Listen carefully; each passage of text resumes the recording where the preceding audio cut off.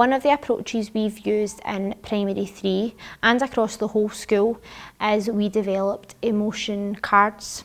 and emotion check-ins, and it became quite apparent quite quickly that the children didn't actually have the vocabulary,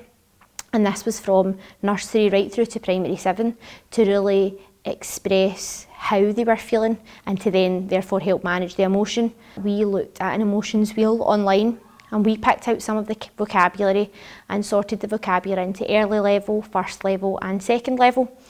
and the types of vocabulary we would expect children to be able to use at these stages. So from that we developed flashcards that we could use to teach the children the vocabulary initially. We had the cards colour coded, and they also had an emoji on it just to make it kind of relevant and to make it easier for the little ones in the school. On the back we also had a scenario to help put that feeling and that emotion into context.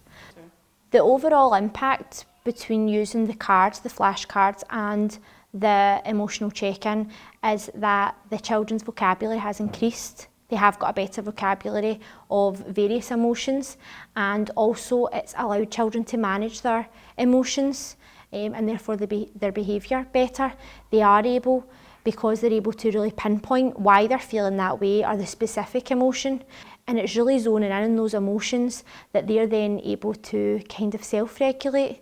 and regulate their emotions better. Whereas before, if we'd asked a child, they might have been feeling angry, but they don't know why, or they don't know to pinpoint that emotion and how they can manage that.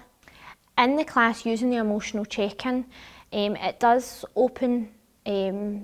a window for children to express things that may be a bit more sensitive, to disclose information that they maybe wouldn't normally. For one, we do encourage that children say however they are feeling, and that it's important to talk about your emotions, but obviously as a class teacher, how I deal with that is really important, and it's not always appropriate to go into too much depth and detail in front of the other children or in front of the whole class, and it's maybe something that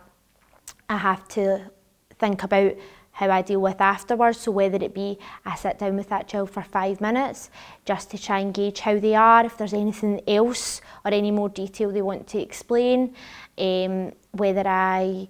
pass that on to someone who I think could deal with it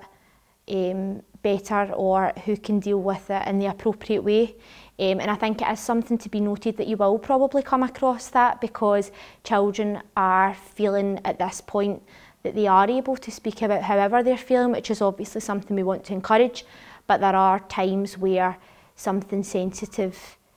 may come up, and I think it's our role as class teachers or staff at the school to ensure that we deal with that the best we can and to ensure we're providing the best support we can for that child.